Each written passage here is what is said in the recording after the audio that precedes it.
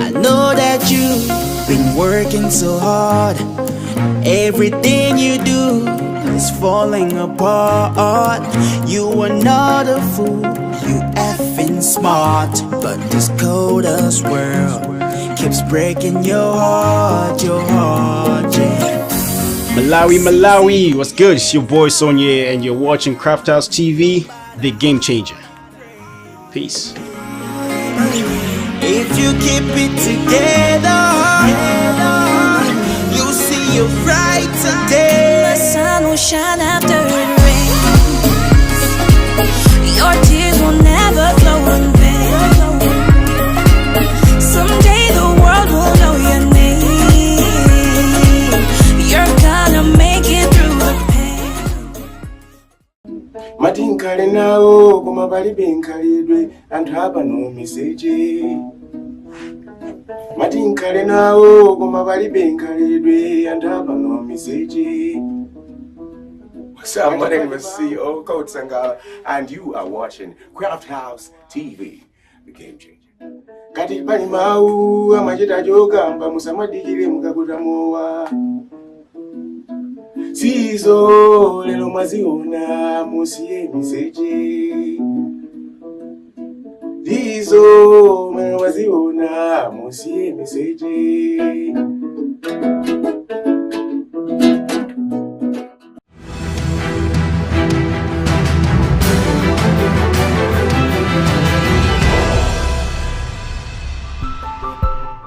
What's good, beautiful people? Welcome back to yet another episode of Streethouse. I'm your usual host, Lucy JR, and in today's episode is going to be very cultural, so stick around and make sure to find out what that is all about. And kicking off the show with the cultural perspective on it is music coming in here from Code, and it's called Chikumuyoyo.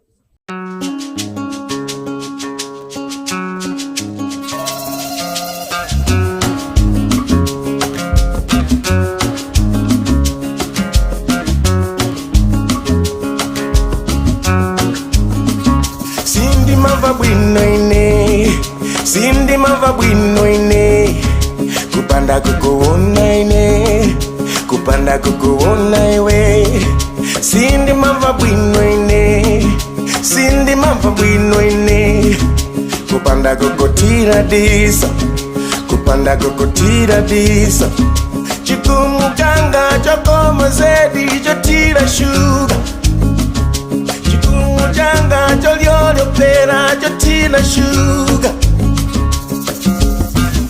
Kukonda Balibe sawina Ndima kukonda Balibe sawina You are mine You are mine Iwe ndiwe Iwe ndiwe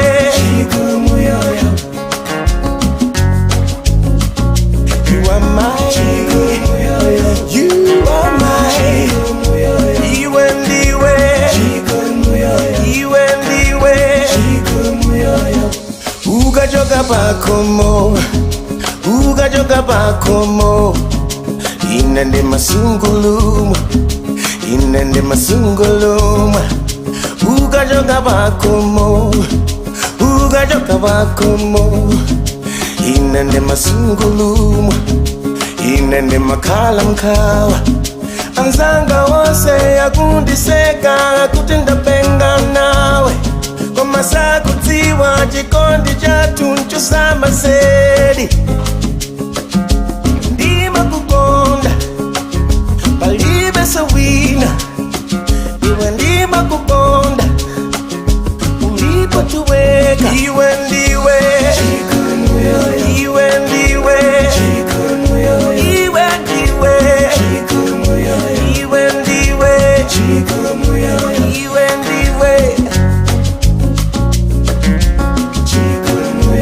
Iwe ndiwe Iwe ndiwe Iwe ndiwe Chikumuyoyo cholyolo pera chotira mkaka Hey hey Iwe ndiwe Iwe ndiwe Iwe ndiwe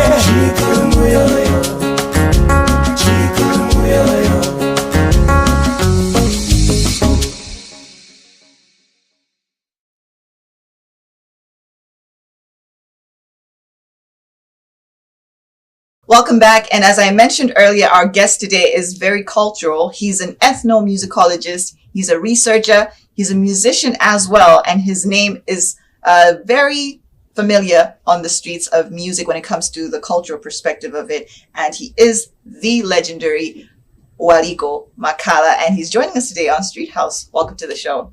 Well, it's also my honor and privilege to be hosted by you.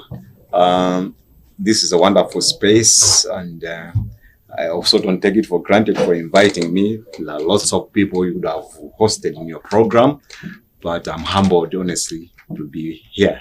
Oh, trust me, we love that you're here. I love that you're here. So, like I said earlier, you're a man of many talents. There's so much that we need to unravel about you because a lot of people see this image of a culturalist of sorts as Waliko in Waliko Makhala. But just take us through, before we get into all of that, just take us through how you actually grew up and how you actually transitioned into this very cultural person that you are right now. Well, I come from a humble beginning.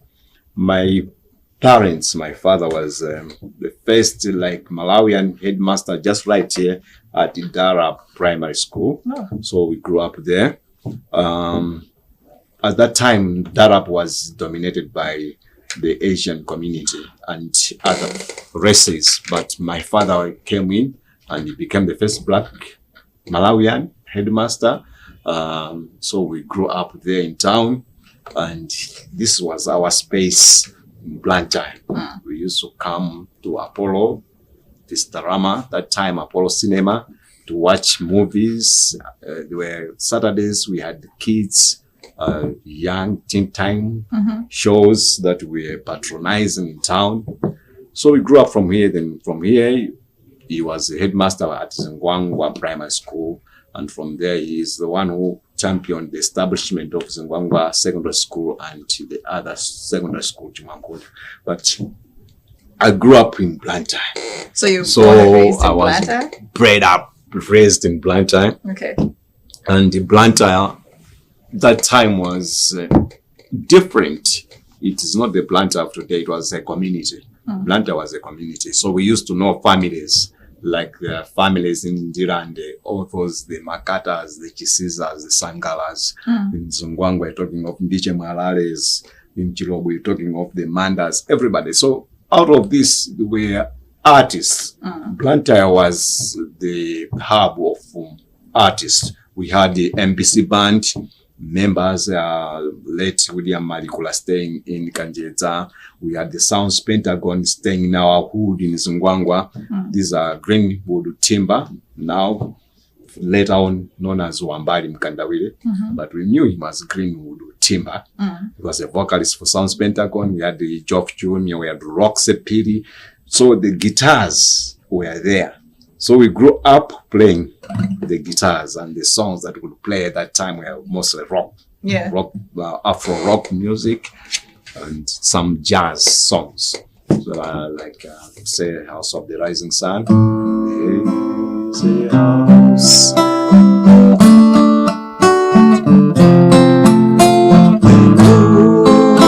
The rising sun. And it's been a room for me, a boy alone. I know I'm one by the Animals. That's so amazing. Songs we started Guys, playing. we seriously have a legend in the house. Yeah, I don't know. I can't contain myself right now. I might ask you to do it a little something for me later on. Yeah, so these are the songs that we grew playing, the Animals, rock type, jazz, very complicated music at a tender age. But that time also, there was a karate craze. Like you wouldn't be a young guy without belonging to a dojo. So we had all these dojos. You can see the knuckles. They are now old, but the knuckles came out because we had our own dojo in Zungwangwa. There was another dojo in Indira, and several in Indira, in fact. Nyambadwe, Mike Somanja had some, lots of guys. You're talking of Or was it just peer pressure? It was like a fashion Okay. that you would be fit. So we grew up in an environment that was very competitive, but also the peer pressure was there. But the peer pressure was in the right direction because it made us physically fit and mentally stable, and it made us to be independent. And most important, we grew up being critical thinkers. That was our generation. So we would grow up in town, as you could see, we were exposed. We also had the rainbow driving. We would go there to watch movies. Yeah, so it was that environment, and we had the French Cultural Center. Yes. The French Cultural Center was also the hub where we had a lot of movies, coming in French movies and the language. Yeah. So we're speaking 1-2 words in French, and we also had the French Cultural Center Music Festival. That was the first one. Before all these musical festivals in Blantyre, we had then other guys came in. I remember we had Samsonda.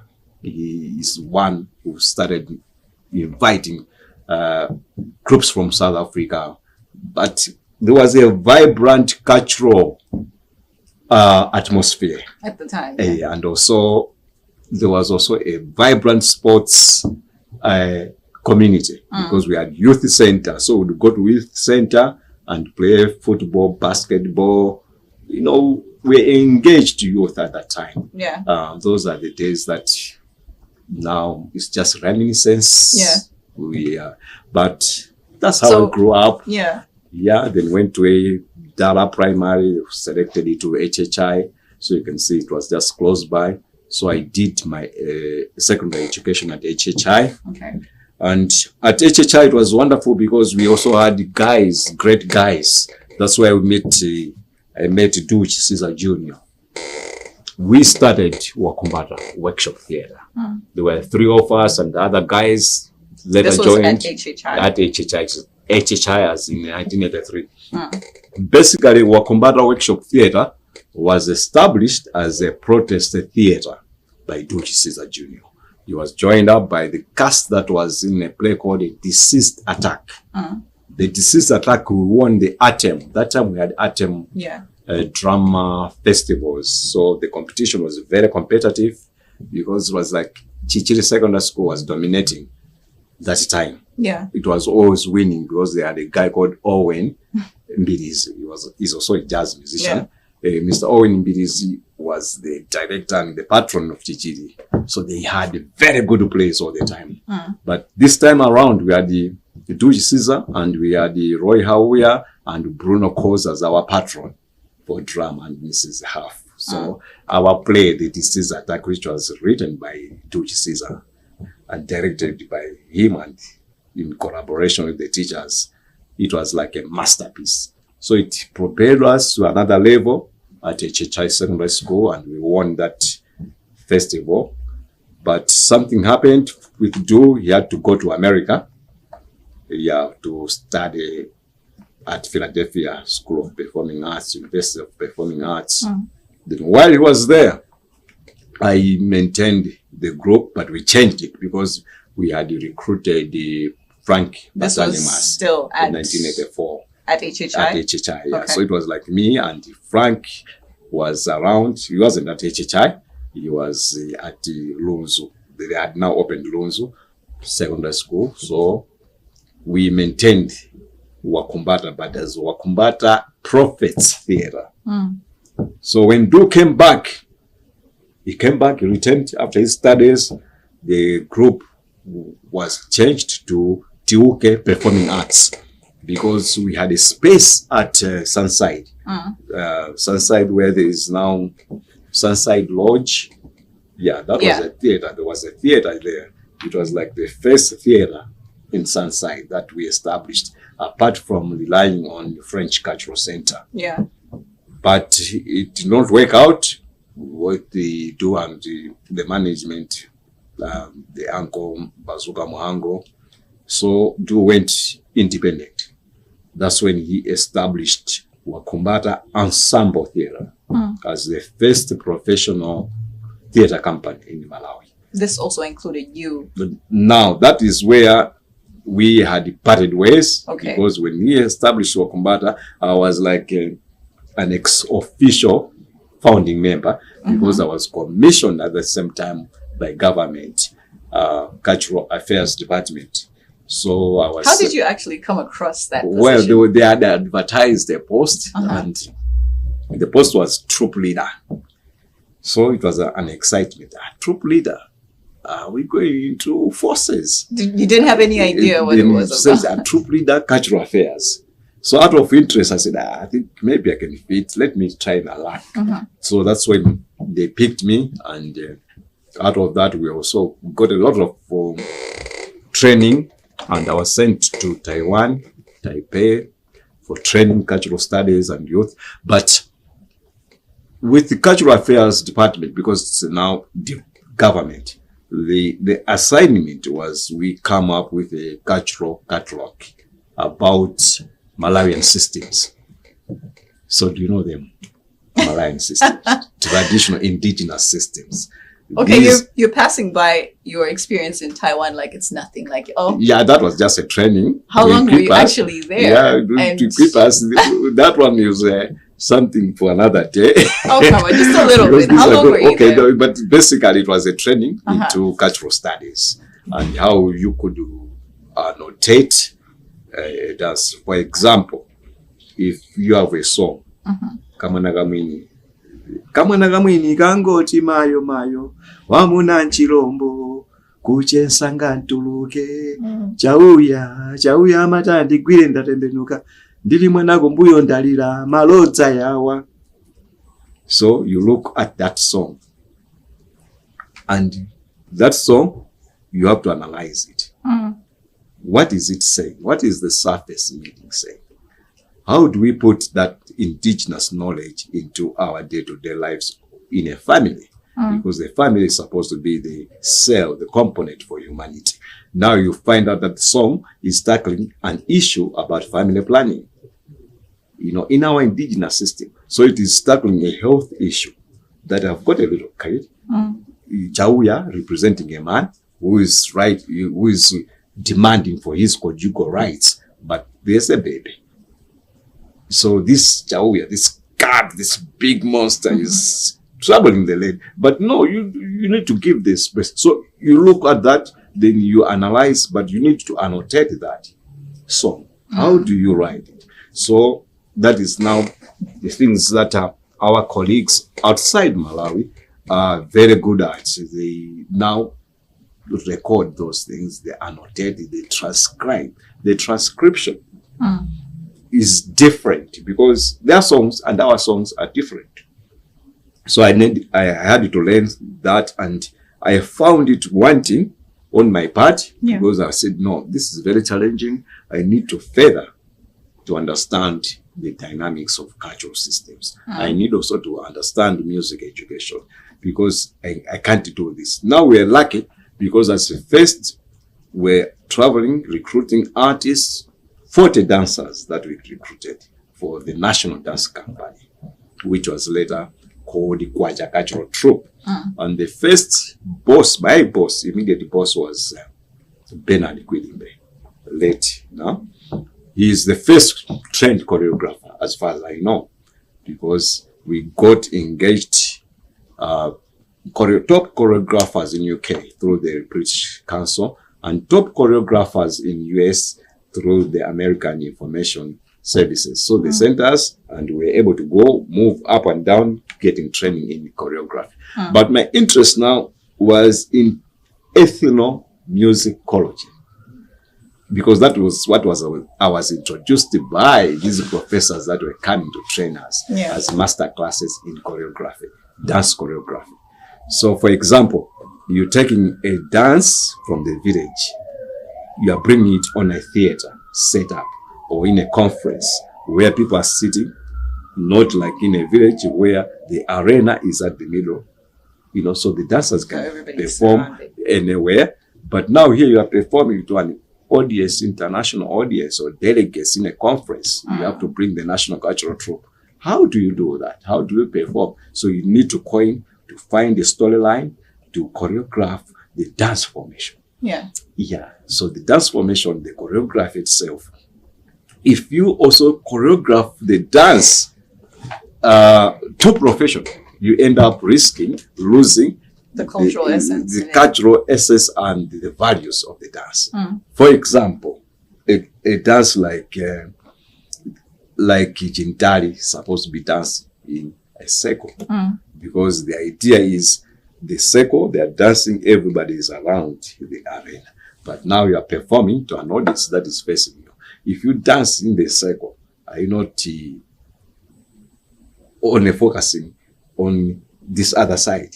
So you can break Jintari dance, do triangle formation, whatever. So we've been doing that dance, breaking the dance, but also the costumes and the movement themselves. If you are choreographing for a performance, you need some of the movements, like you look at body deportment, like your body and my body, different. Me, I've got long legs. So if I'm performing, I need also to articulate and have the gravity. Yeah. So if I'm dancing, I cannot dance like someone who's short. I need, when I'm doing these movements, I'm articulating them and making them speak loud, visibility, stage presence.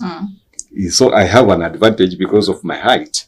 But someone who is short, he needs now to make some extra effort, efforts, you know. So that is part of the dance. Now the dance systems of choreography, like lots of them, Dan Ham has got her own style, you know, different if you go into dance choreography. All right. So just to pick your brain, you mentioned about the French Cultural Center, how it definitely played a role, a huge role. I remember as well as a young one going to French culture and also experiencing live the French plays that were being displayed. I actually took part in a play once, a French play, and it was a very interesting experience to be there having these live plays and people being entertained live. Why do you think that right now we don't see a lot of live performances, especially when it comes to plays being exhibited? What do you think could be the most contributing factor to the decline in the live performances? Well, I think there are a number of factors, because during that time, like when we are still at HHI, having Wakumbada there, but there was also French Cultural Theatre, and I was part of that. I was also part of the Cultural Advancement Theatre, still at French Cultural Center, and it was sponsored by the French Embassy. So we were able to do plays like Chauta's Wrath by Chris Kamlongela. We did Scandalous Kappa, a French play by Molière. We did Last Bus to Chilobe by Kamudoni Nyasulu, the popular director of public prosecutions at that time. So these were plays that were sponsored. So you can see that there was sponsorship. That was like a basket where we could draw some resources to fund the productions. So the productions were funded. Like a good example is I was a student at HHI, but I was able to be picked by Peugeot from the French Cultural Center. Every 3:30, 4 o'clock, they would pick me to French Cultural Center for rehearsals. And after rehearsals, they would drop me back.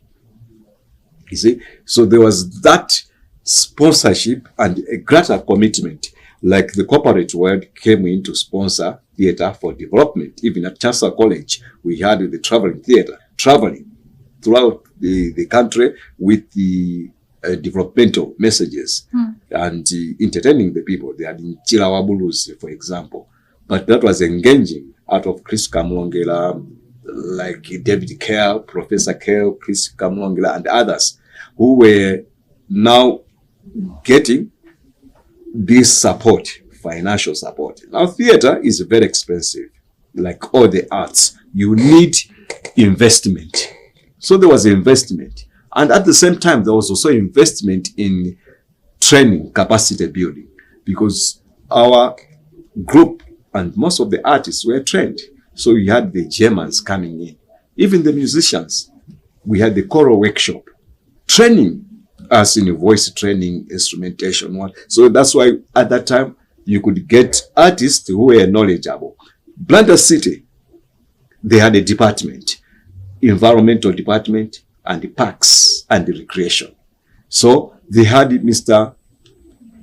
Fred Sauka. He was training the artists. People like top artists at that time, Saleta Piri and AB Sounds, City, they were being trained into music by the city. So the city of Blantyre, City Council, was able to have this department where just opposite College of Medicine. That's where they were, where this is now a filling station. That was a space for arts and culture in the city of Blantyre. People were trained. Now, All right, so sorry to cut you off before we actually continue. We've got so much to unpack. But we'll take a quick commercial break. We're here with the legendary Waliko Makhala, so don't go anywhere.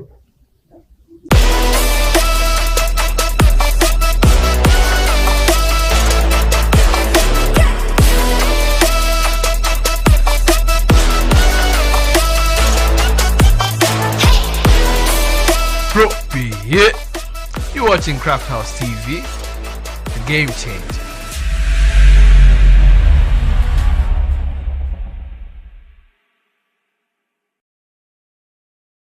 Ondigonda mandigonda bali ya wanu niliguno gonkono ine niliguno kunogo. Yeah man, this is Sanbi, otherwise known as Wonjo. You're watching Crafthouse TV. Stay tuned. Niliguno gonkono ine niliguno kunogo. Ompeteta amandigonda bali ya wanu niliguno gonkono ine niliguno kunogo.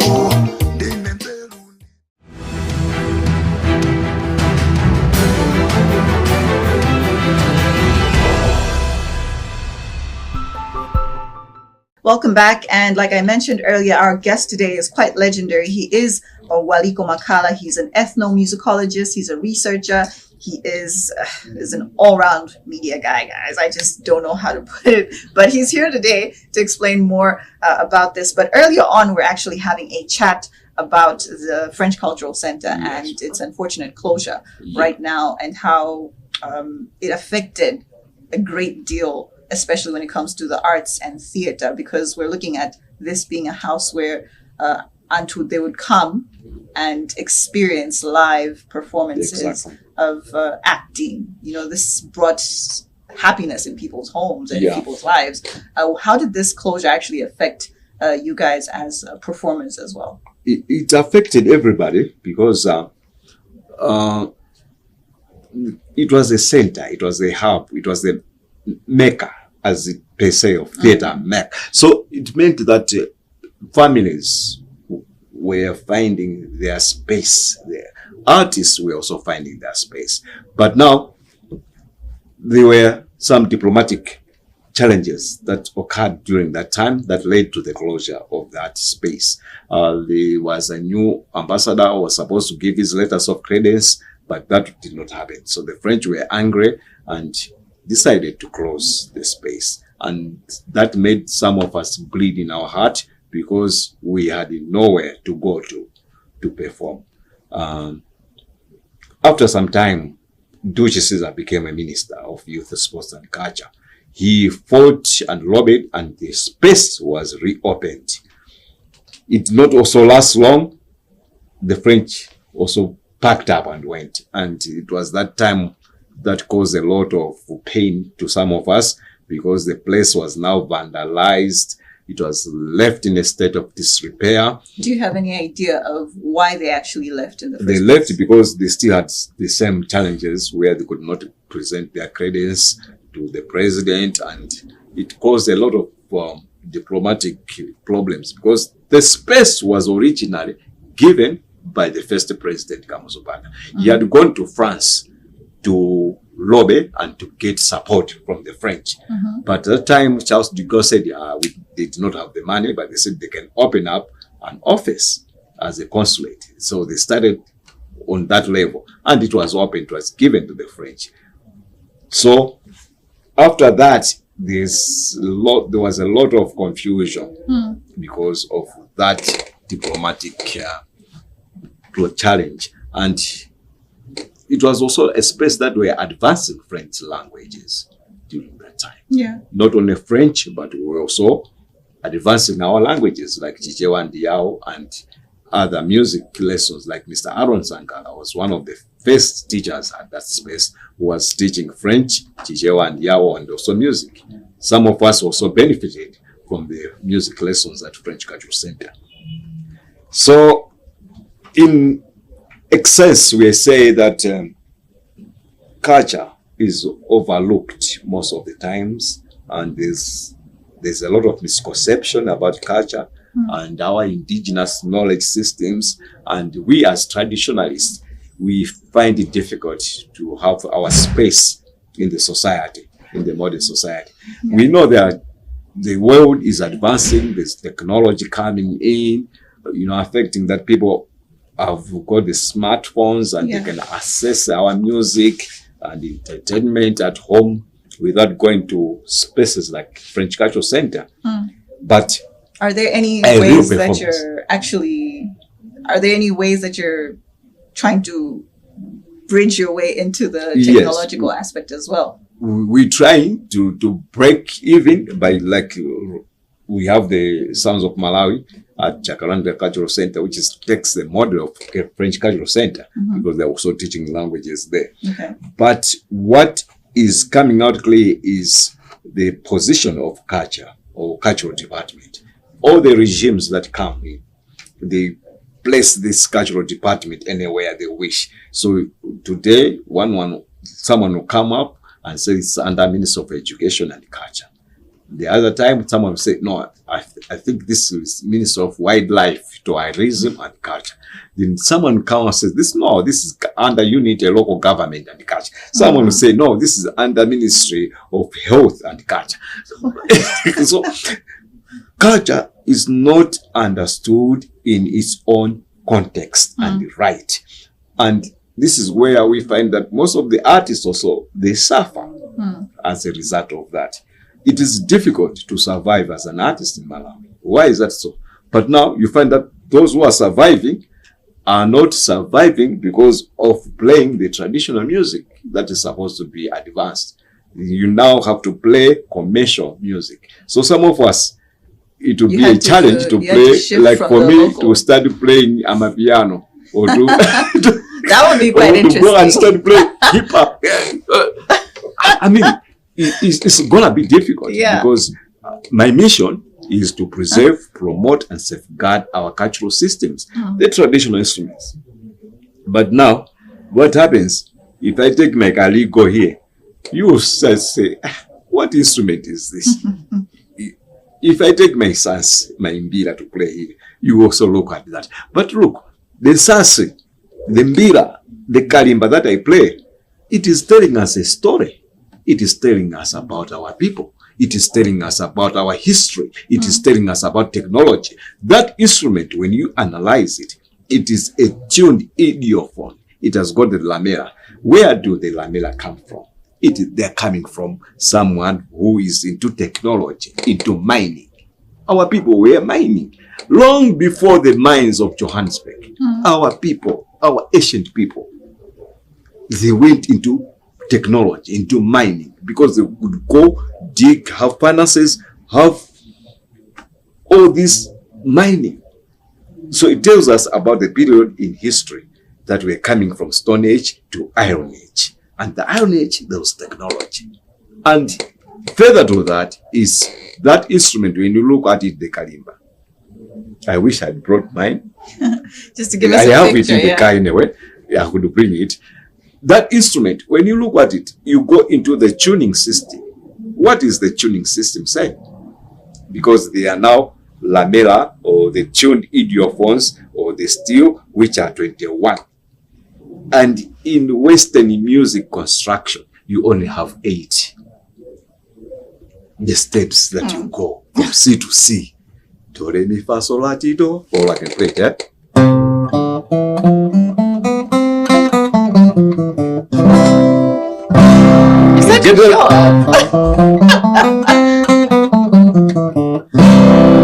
How many notes have I played? But now our Asian people had the Waliko with 21 lamella, 21 tongues, 21 distinct sounds. So these people, the Asian people, our people, how do you call them? When the Western music construction or conceptualization of music is only this major scale. You can go to pentatonic, but you go 5 notes, you go to you just playing around. But ours we rich. So we are saying that our people, musically, they were too advanced. And that's the music that we're supposed to advance. But now, because we don't have space, we don't have people in authority who can appreciate and understand this type of music construction or this type of indigenous knowledge systems in terms of music and art. Another example maybe is a classic example that you can have is when they are singing a song like a Gule Wankulu song. Msaulokela or Chisamba song. Msaulokela, pakati aba bali msinje antu angadane msaulokela. You now analyze the music construction, the way the melodies and harmonies are coming. There's someone who is leading, but in the context of that, someone is just singing another totally different line. It's not in the main like scale pattern where you have tonic, the soprano, tenor, or and bass. Because someone in the same song will sing, hey, but you sing, he's singing. Yeah. And someone, now, when you analyze the music, the melody, the harmony, and also the lyrical content, you go into philosophy because they are saying, you don't come to this is my space. And that is human rights. My freedom is not beyond my nose. Because if I go, I step on your toes, I'm infringing on your right. Now, this is a song, a traditional song that is advancing that philosophy. Don't give me my space. Let me do my things. You do yours. This is a whole musical lesson that we're having. But to just move away from that part, let's go to the time when you now you're still at MBC. You're one of the... I work as that's where I'm working. I'm about to retire. You know? Well, we'll definitely get to that in a bit. And the whys. Yeah. But you are at MBC and you've been at MBC. And you've also pioneered some of the programs that... are very much significant when it comes to culture. We're looking at Jina Zawatu as one of the examples as well. And not only that, you're also quite popular for being, I want to say, quote unquote. Okay, I won't say it. But you were the favorite of the president, the then late president. That's Bingu Tariga, and you pretty much traveled with him a lot. Yes. Why would you say that was so? Well, because of a number of elements. One of them is professionalism. You know, our job as broadcasters, as journalists, you need to be professional and ethical. And you don't have to be political. Because what is politically right today is going to be politically wrong tomorrow in the newsroom. So I've worked in that sphere, in that space of broadcasting at the public television. We are the first ones to establish television in Malawi. And we were trained. There was an investment. Dr. Bakiri Mulus invested in television. How? Because it was in the UDF manifesto that there should be a television in Malawi. So we established television 1st April 1999. But we were recruited in 1997 and went to different training in television journalism. Some went to Namibia. I went to France. Late Sweeney went to South Korea. Julius and others went to Japan. You talking of others went to Germany. Others went to UK, USA, and we also had some training locally by Thomson Foundation, British Council, British BBC, Doshwela, CFI, CFAP. All this UNESCO came to train us into TV. So that crop, the founding crop of TV personalities, they were trained. There was an investment and people were following ethics. And with Bingu, He liked me because I produced Know Your Presidential Candidates. And he was one of them. I had the late Honorable Tembo. There was late Justin Malewezi. There was Mr. Brown Penganjila and the Bingwa Mutharika. That's the first time, more like first time that I first met him. And I was the producer. And my duty as a producer was to make all these candidates look nice on television. Because as a producer, you need to make your guest look nice, like the way you are making me look nice here. Now, out of that, it was now like he couldn't believe it, that, you mean in Malawi you have good producers who can make someone look nice on TV? Yeah. Because in TV, the first citizen, you must make him look nice on TV. And he must sound nice. So the sound, the picture, everything must be on point. So that's what I did. And it happened that I became presidential guest. Did that ever conflict with your work, especially No, when it you was part went of out? my work. It became part of my work because I was first presidential guest. When I took that first trip, it was in Kenya. And because of me being an artist, we also picked Ben Michael Mankamba for his first international show in Kenya. And I was also like his manager. You can ask him, he was shaking, shivering, because it was the first time to play for an international audience. Crowd, yeah. And the show was a bit a challenge at first because the previous artist was a very powerful artist from Kenya. So we were coming after him, after her. And the Ben Michael was like shivering, but it was nice because we made fun out of it afterwards. But it was one of the best shows that he has ever performed, including the performances in Algeria. So we traveled with Bingu almost in most of the countries in Asia, Europe, and Africa. I was producing, making look nice and effective on TV.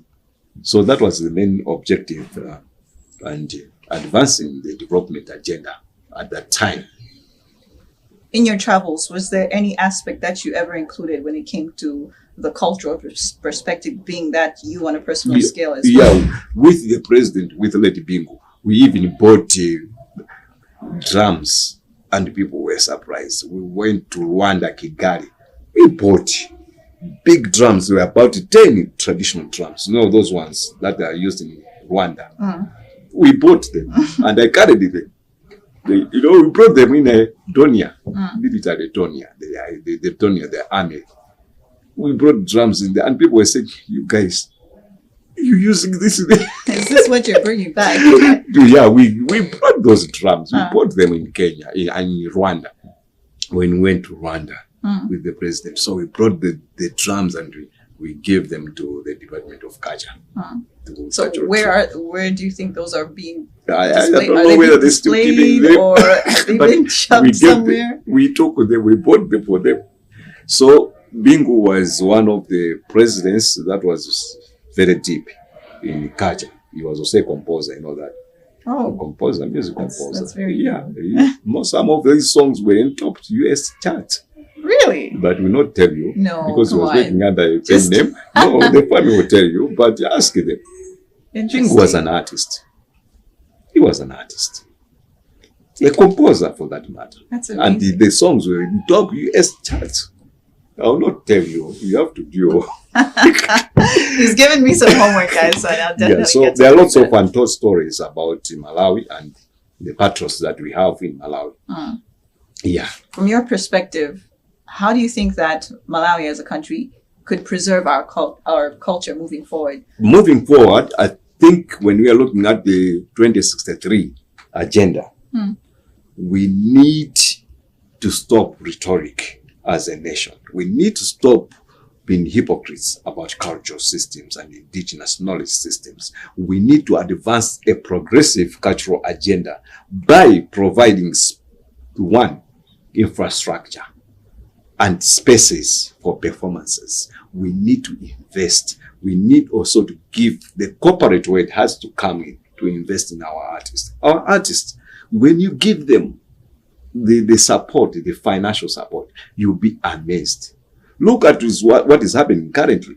We have got Jet coming into the scene. Now, if you challenge the women that, no, you come up with a popular contemporary music, but you should base your music on our music systems. You know, in Malawi, we have over 250 distinct music genres. And some of the people recorded them early, like Hugh Tracy in 1949, recorded Andrew Tracy, the Cubic, Professor Cubic Moya Malamus. They've recorded Malawian music genres that are over 250.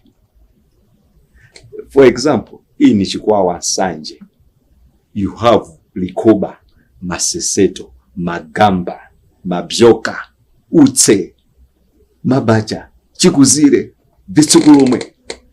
How many are there? These are all names are very new to me. Music genres in Sanje and traditions. And why should someone come and perform different music genres and not capitalizing on that? I challenged late Joseph Tembo when he was a producer. I said, look, Jose, I documented about 250 music genres and traditional systems in Malawi. From where you're coming from, Lower Shire. These are the music. Why are you playing a different music genre and not capitalizing on that? So if you hear Joseph Tembo, his last album, he capitalized on music from his home village, Dimingo. Those are music traditions from Lower Shire. Now, if you go to up north, maybe you say I am biased about, but go up north, Chitipa. How many you have got there? Ngwaya, Ningwaya. Chaka the play using just the maize in a calabash. You have Indingala, you have Minoe, you have Sendemule. All those dances. You have Mapenenga. Should we be expecting music from you very shortly? Well, all of these, maybe some of these genres, all of some of these 250 genres merged together in one song. Yeah, so this is where the challenge comes in when people say you don't have a Malayan sound. Out of 250, how can you come up with a Malayan sound? You can come up with a blend, or we can come up with what the Nyao King is doing, where he's combining the Gule into his music, into urban music. Or you can come up like where is some guys they're taking now Mapenenga or Malipenga or Honala, you know, and coming up with their music from Nkata Bitonga area. So you can have people like coming with the Sekere, like what Saleta was doing. Because for your information, Saleta music is very deep, rooted, not only like Lomi sounds, but the guy, because of city of Blantyre, it had invested in those guys. They had a space at a close college of medicine where the city of Blantyre had the recreation parks and performing arts department. And Mr. Let's Fred Sauka was teaching music, and Saleta was one of the students. You know that. So if you study Saleta music, it is beyond Sekere. It is beyond Chopper. Because the guitars, everything, the way he was fusing his music based on the roots made him popular. Now, for me, of all these traditional, I need to play, record. I'm doing that. I've got a band. My son's playing the brass. I've got, it's like a folk band with brass section, traditional instruments, but it has been a challenge in Malawi because the ear now is tuned to the music that is popular and commercial in nature. Now to come up with our music, bush music, the traditional, the Chindidi sound, the Chintali, the Ngoma, the Utse, the Likuba, the Vimbuza, you know, it's like we are now starting again a revolution, an artistic revolution, and that's where the challenge is with the institutions like MAST, where they are doing African musicology. Chancellor College, they've just introduced their music, the arts department there, School of Arts and Culture, and I think they'll have lessons based on what we are saying. Otherwise, it would be useless for our students to go there and learn Western classic music at the expense of over these 250 music genres. So we need a research component, a vibrant research component, and people who can champion to go into the village, record the music, bring them, and let's annotate. If Ngoma goes, how do we write it? The Ngoma Maseko from Cheu. Is it 6/8? Or is it, if you calculate that one, because there is, then you go. How do you write that to teach at that university? Can we challenge our professors, our lecturers at Chancellor College and Mast, that they should collect, annotate, and transcribe over these 250 music genres and dances of Malawi before they become extinct, unfortunately, and the instruments. You seem very knowledgeable about music yourself, and you seem passionate about even teaching music, especially from what I'm hearing from you. Do you plan on actually having lessons on, musical lessons, like the way you're saying, on a cultural perspective for people that may be interested? Yeah, for people who are interested, we tried it at Luchenza Muitere Primary School. I was running a project with the New School. It's called the New School. It's a university in Los Angeles. I mean, in New York. It's a university of jazz. So they were sending me students from New York, New School, here. Those are guys who are doing masters in jazz music. So would come and go to teach us music education for the little ones to know how to play music by sight, because our music generally we play it by ear, and most of the musicians in Malawi, they play music by ear, not by sight. So music education, where we are now trying to teach the pupils from primary, because that's where we should start. We should have our efforts targeted to the youth at primary level before we go to tertiary and to professional levels, because that's where will be our nursery. And that's a mission that I want to do, because I want to retire from media. So is that what you... But do these things, teach people like you, because my lesson, when I'm teaching, I start with biology. Then I go to physics. If I want to teach you music. Why biology? It's because you need to understand that your eardrum, how does it respond to sound? And what is sound? When we're talking of Ohm's law, decibels, why do we do that? Why should this one called an E? What frequency is this one as opposed to this? It's still E.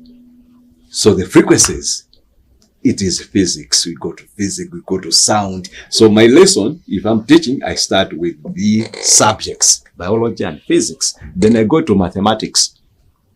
I teach mathematics or arithmetic, because you're talking of triads in music. Triad 3. So why do you have triads? Why do you go? So we start teaching the students mathematics and arithmetic. So it's a whole structure that is designed in terms of music knowledge and education. All right. So before we wrap up our chat, what is your last words? Let me just say to the people that are listening and are passionate about culture and preserving it as well. Just maybe some advice or maybe some collaborations that maybe you would like to encourage people that are listening and watching. Well, I think we are coming to a point where we should celebrate cultural diversity. And this is a point where our artists, those on the street, those in the village, those at the institutions of higher learning, and artists who are people like professionals who want to go into arts, to rethink about our position as Malawi and our values as people who are supposed to celebrate cultural diversity. The formation of different ethnic groups in Malawi is it helpful or is it detrimental to our national unity? Because now you have different ethnic groups coming in and saying they are advancing a certain cultural agenda or ethnic agenda. Is it that what we are looking for? Or can we come up with a national cultural agenda of ethnic groups that we are all one Malawi, like a baobab tree, which is big with its roots, and the baobab is like a tree for life. Very strong roots, but you have got the branches and you've got the baobab fruit. And this, every ethnic group should be represented in that baobab tree with strong cultural roots. Then we can move on as Malawi. The idea that today you wake up and you have your own cultural grouping, ethnic grouping, I think it should not be advanced at that perspective, but as one tree, a tree with its roots, and the roots is Malawi. Then that tree of unity that is encompassing everybody. And by that, we also go into things like what we have already said, and the advanced sponsorship, corporate sponsorship, infrastructure. Let's get the capacity building. Let's give spaces to our artists. Let's preserve what we have, because if we lose it, it is going to go forever. We will not retrieve it. If we lose our roots, our cultural systems, they will go and disappear. And we have people who will be like zombies. Malawians who have no roots. Malawians who have no ethics, who have no roots at all to celebrate. It will be like walking shadows, empty, because our culture is our spirit and soul of the nation. You can't talk of tourism. You can't talk of technology. You can't talk of advancement in political tolerance without cultural systems advancing their cultural system. You can't talk of marriages. Nowadays, marriages have been broken. The Chief Justice was lamenting just this week that they've got a lot of divorce cases ranging from young people from 18 to 35. Why? It's because we have lost our cultural systems of initiation ceremonies. You don't go into the institution of marriage that was preparing a woman to be a complete woman as opposed to be a feminist. The young guys are going to marriages when they are not prepared to handle responsibility. Miambo ya mipango itatu. You don't know them. What is it? Mpango wa kumutu wapatebulo wa kumphasa. These are things that a young lady should know. That they are talking of cleanliness, they are talking of advancing family home economics. They are also talking of looking at a man as a complete man with his desires and his challenges. Then you have a family. So when we are advancing cultural knowledge systems, we are talking about the family. And there are songs about that. Kujinamari, Kutezo, Kujando. All those systems, we are not advancing them. If we lose them, you have these broken marriages forever. You have divorces every day in court because you have not prepared the people who are going to marriage. Because it's minus their cultural system. The roots of our ancestors, the ancient knowledge that our people advanced through music. And their songs do that. Moto, moto, ukucha, moto, moto, riwe, sabala, moto, moto. That you cannot go into enjoying conjugal rights when you are not ready. You have to wait to enjoy familyhood. Mr. Makhala, I really appreciate your coming here today. Thanks so much for definitely hosting been me. an eye-opener. Hoping to do this again very soon. Yeah, there's lots so that we can talk. Thanks for hosting me. Thank you. I know time is of a limitation, but yeah. Next time. Yes. That was our guest today for Who is the Legendary Waliko Makhala. So little time and so much to talk about, but I really cannot let him come here with his guitar and not let him use it. So coming up next is a performance by him on Hit Zone. Let's check it out.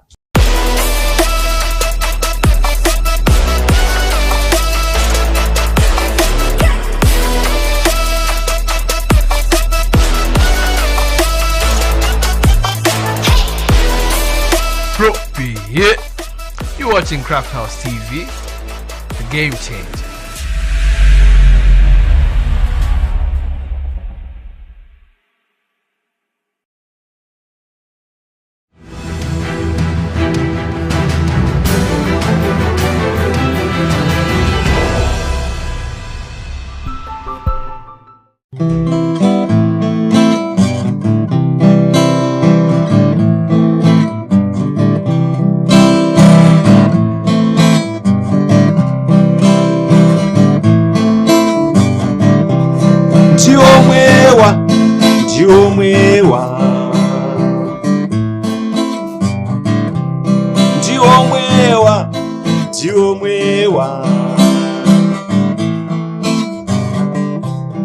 Agubira yabo ndiomwewa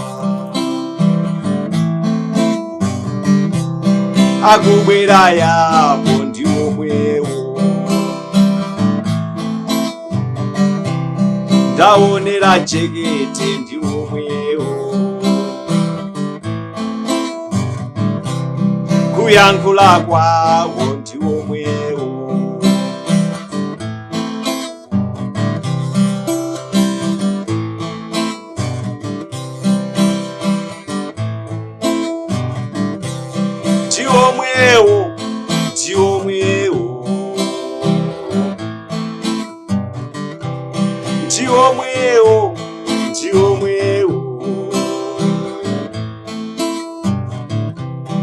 Agubira yabo ndiomwewo Ndaonera jekete ndiomwewo Kulowa mumzinda ndiomwewo Kulowa mnyumba ndiomwewo Kutapa munkokwe ndiomwewo Ndaonera jekete ndiomwewo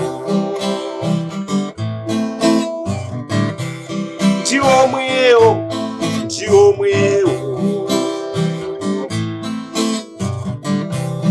Kulangula kwawo ndiomwewo Kuyenda kwawo ndiomwewo Ndaonera jekete ndiomwewo Kulowa mumzinda ndiomwewo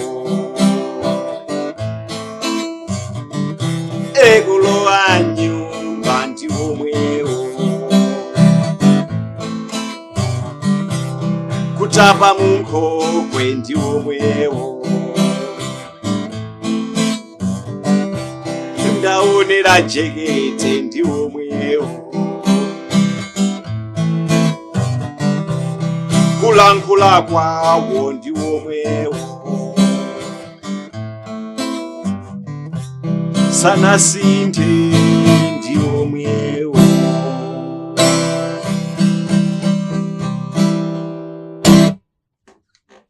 That was an amazing performance there by Waliko. Very cultural and ethnic perspective. And make sure that you do catch the next episode of Streethouse next week, Friday, right here at 6:30. But as usual, you've been with me, Lucy JR. Until then, peace.